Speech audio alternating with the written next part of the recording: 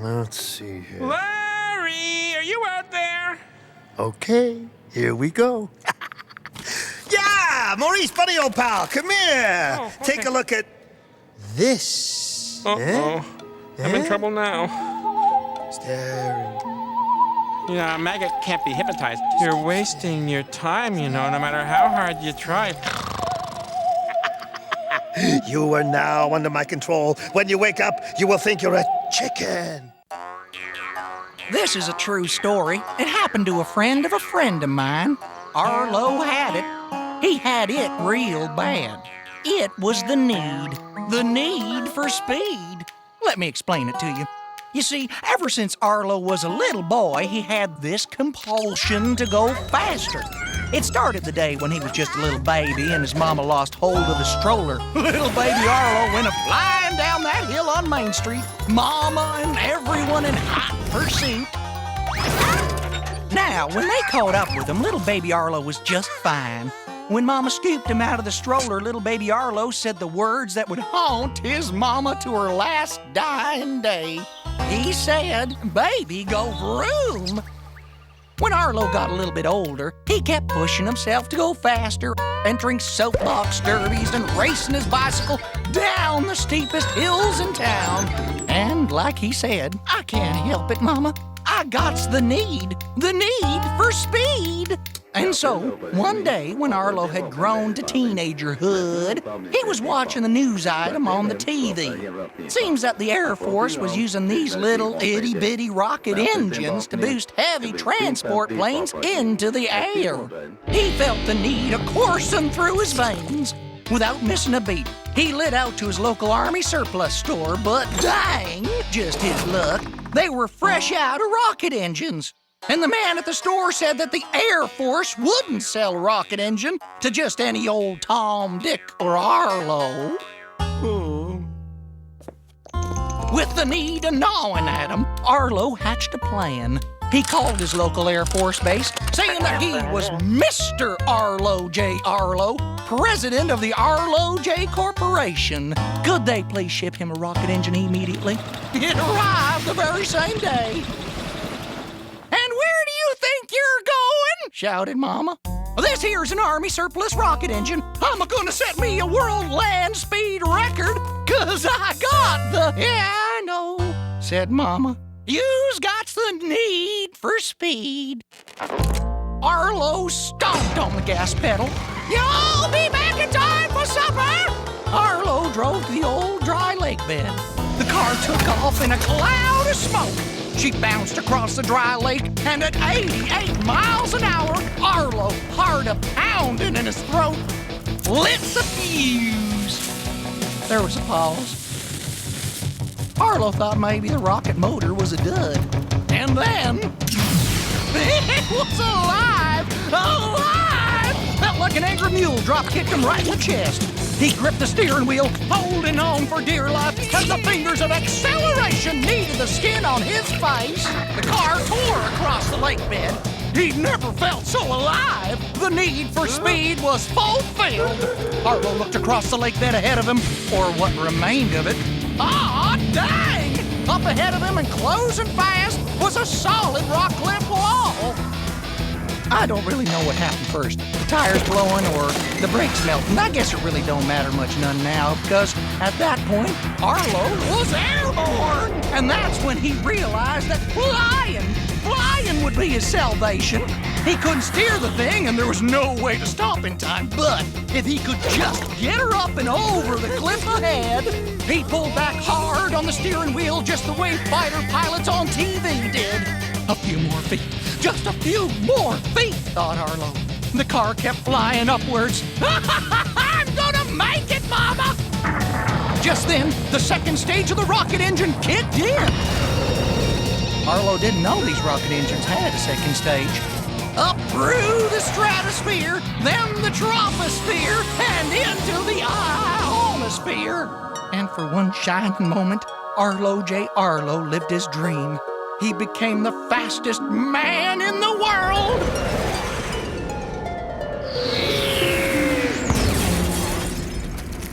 Yes, sir. This here's a true story. Happened to a friend of mine. And Arlo, yep, he's still got that need for speed, but he's put it to good use. He's president of Arlo Express. 5, 4, 3, 2, 1.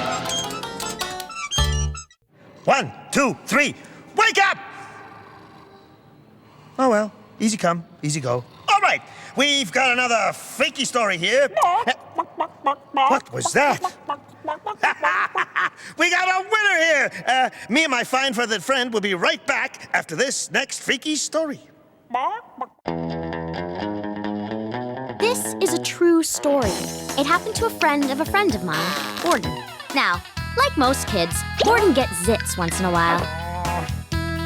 Okay, like a new one every hour. And he's tried everything. Every cream, lotion, pimple popper, or blister buster going. But when Gordon gets a zit, nothing seems to help. It just gets bigger and bigger until it erupts like Mount Vesuvius. Except oilier. Now, Gordon had this thing for a girl at school, but she had a peaches and cream complexion, while his was more like strawberries and oatmeal. So, knowing that he had absolutely no chance with her, Gordon worshipped Stephanie from afar. Very afar. Like restraining order afar. But one day, a miracle happened and Gordon had a good zit day. Only a few dozen on his back, and his face was zit-free. So Stephanie, who'd never even noticed Gordon before, casually sat down beside him at lunch. And before Gordon knew it, Stephanie was actually talking to him. Him!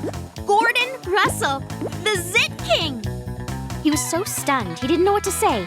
So he asked her out on a date to the amusement park, and she agreed. It wasn't until he tried to get to sleep that night, and he actually began to think about the date, that he was really freaked. He was gonna have to be entertaining for a whole entire evening? And what if she wanted a goodnight kiss? Now the sweat started pouring out, and with it came a big, fat oil refinery right in the middle of his face.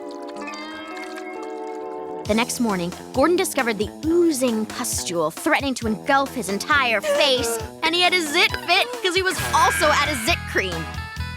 By the time he got to the pharmacy, there were 2 more bouncing baby blemishes on his face, and Gordon didn't need an ultrasound to figure out that further bundles of joy were on the way. Now, Gordon could have either afforded his usual industrial-sized tub of pimple paste or the date with Stephanie, but not both. But as luck would have it, the pharmacist was working on an experimental instant zit reduction formula in the back room. Some people, they look at a zit and all they see is a giant pus, mon Dieu, he told Gordon. I look at a zit and see a giant source of revenue. But first, I need to test my preparation zid on a willing subject. So, with a long list of instructions from the pharmacist, Gordon rushed off to the amusement park to meet Stephanie. Now, at this point, Gordon only had a few minutes until the date, and his face was threatening to become carbuncle central. There was no time to worry about instructions. As he was rushing to the park, Gordon squirted a little bit of cream on one of the angry red blotches. Zilch, nada, 0. Okay, a little more. But the blotches, bupkis. No tingling sensation, no nothing. And as he looked at the reflection of his pock-marked puss in a store window, Gordon really started to panic, which causes another zit bulb to bloom. Okay, now it's serious. With no time to lose, Gordon ran into the amusement park washroom and started slathering it on. He squirts the whole tube on his head. But when he looked in the mirror, he was zittier than he'd ever been in his life. The pharmacist's cream did nothing. In Gordon's mind, there was only one thing to do. He'd have to run home and hide in his room, at least until he gets out of his teens. He looked out the washroom door, and unlike his face, at least the coast was clear. No sign of Stephanie. Maybe he could leave before anybody saw him. He ran right into Stephanie, who was coming out of the girls' washroom. Now she took one look at him and screamed. And then some other people in the park caught sight of him, and they started screaming. I didn't think I looked that bad, thought Gordon, at least until he got a look at himself in a mirror. And then he started screaming, because the zit cream took a little time to take effect. But when it worked, it really worked. The pimple cream dried out the pus all right, and then some. This was a true story. It happened to a friend of mine, Gordon. Now, he never got together with Stephanie after his head grew back to normal size. But he eventually did find a girlfriend with a complexion just like his. And you could say that Gordon and Yolanda are now each other's main squeeze.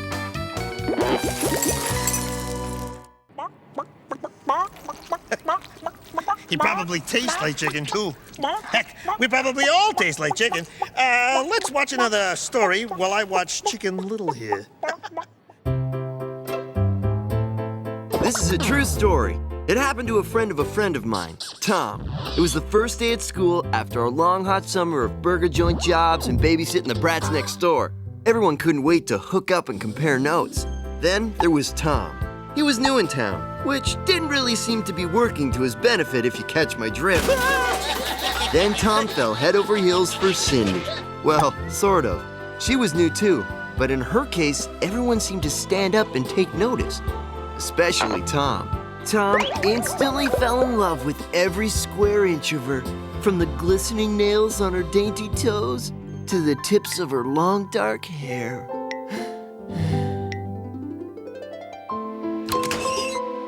Unfortunately, he wasn't the only gallant knight seeking the fair maiden's attentions. Archie was the type who always got any girl he wanted. Then, the strangest thing happened. Or more accurately, the strangest sound. It was kind of like the sound you make when you're trying to hork up a big loogie and then nearly choke on it at the same time, if you know what I mean. Anyway, it was like that, but about 1,000,000 times more disgusting and with some serious amplitude.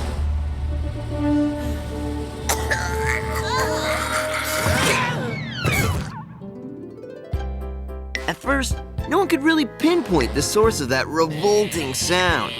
Nah, it couldn't have been. So anyway, while Tom was busy figuring out how to bust a move on Cindy, something about Cindy started to make itself more and more apparent. "Hi, Tom," she said, and all Tom could muster up was a dopey, hi. Poor guy missed his chance. Again.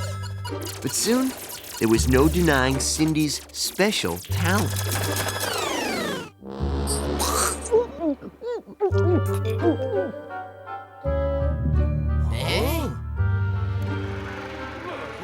Yep, that big Hoarky sound was coming from her.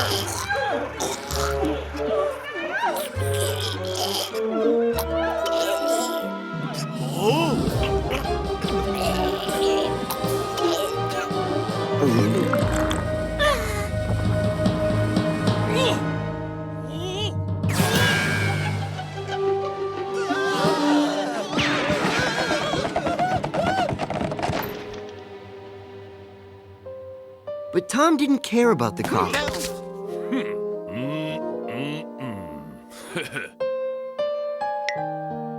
And it turned out Cindy liked Tom's down-to-earth quality. In fact, they found they had a lot in common, Hoarky cough aside. They were both new in town, they didn't have a lot of friends, and nervous about making new ones. You know how it is. So Tom finally worked up the courage to ask Cindy out. They had a blast.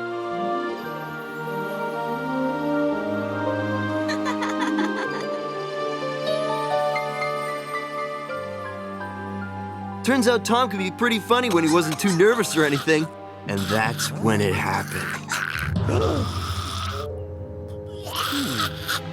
Luckily, Tom had got some special training at the burger joint he worked at and mastered the Heimlich maneuver. Then, from out of Cindy's mouth came the biggest, grossest, hairiest hairball anyone had ever seen.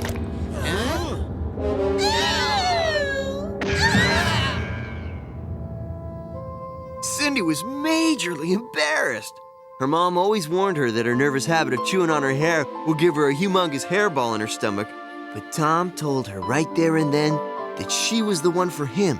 And no stinking, well, it was, hairball was gonna come between them. Cindy was so overwhelmed, she swore her undying love to her newfound hero. This is a true story. It happened to a friend of mine. From that day on, Cindy never chewed on her hair and never so much as had to clear her throat again. Unless she had a cold, that is.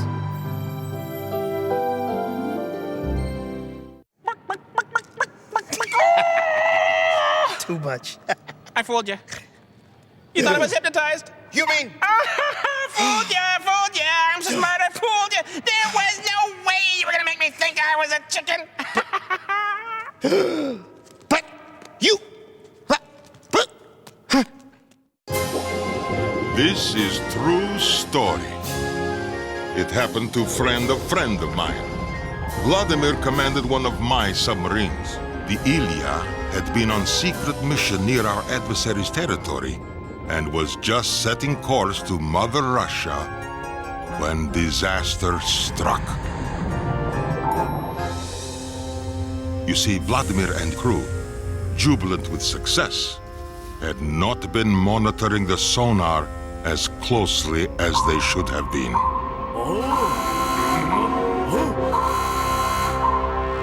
Enemy sonar had spotted them. Sasha, the engineer, immediately stopped the motors.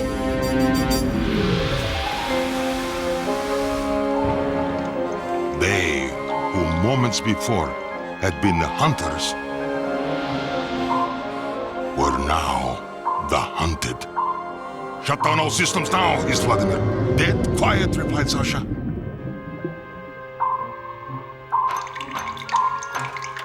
They watched the luminous screen display the location of their antagonist. Just one torpedo, muttered Gregor, and you'll give away our position. Quiet, everyone! But then, the situation worsened.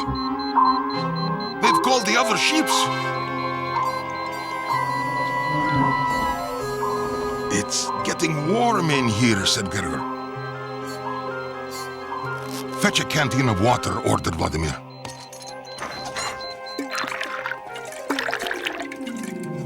As they drank, Vladimir noticed something. Sasha, did you? Vladimir made a note to ban cabbage from the menu on all future voyages. He turned back to the problem at hand. The ghostly light from the screen traced the closure of the net as it tightened around them. The heat continued to rise in the tiny cabin. The atmosphere became thick with sweat and the rising smell of beer. Gregor poured another cupful of water for each of his comrades. The stench in the cabin was sickening. Sasha, are you sure it wasn't me? Blame him! But then, there was a third ship. Vladimir cursed the hunters above.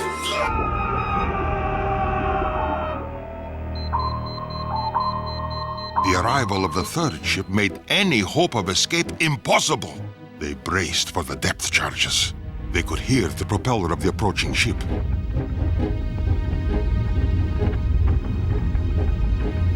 Vladimir took a deep breath of the putrid cabin air. The time of reckoning had come. He would not allow his beloved Ilya to be captured. But they were only human and could not stand the smell for much longer. What was that? It wasn't a depth charge? Gregor gaped at the sonar screen. Nothing. Sasha looked on in wonder through Ilya's windows. Whales! It's whales!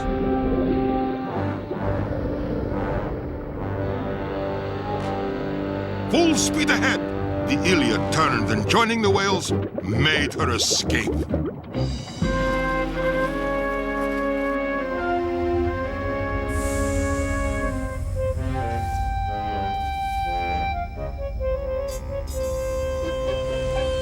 They surfaced hours later.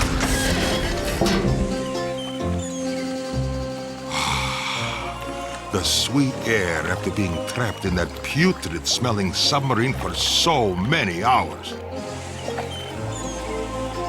I'm thirsty, said Sasha. Then we shall toast our good fortune with the last of this water. But as Gregor poured the water, he felt something knock around inside the can. He gave the can a hard shake.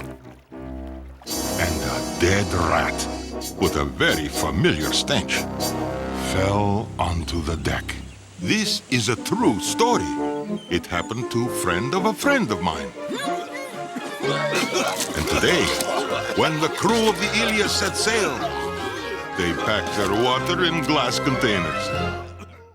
Okay, our first letter is from Becca. Dear Larry, do you have any suggestions for warding off a cold? Oh, do you? Because I have a bad cold. If you have a remedy. Well, Maurice and Becca, there's an old roach cure for... What was...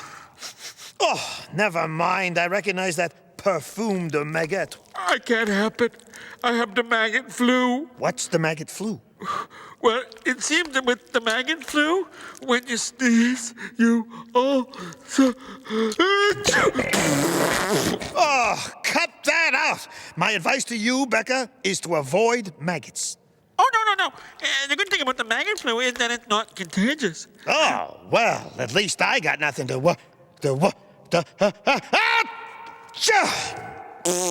Ah! Ah!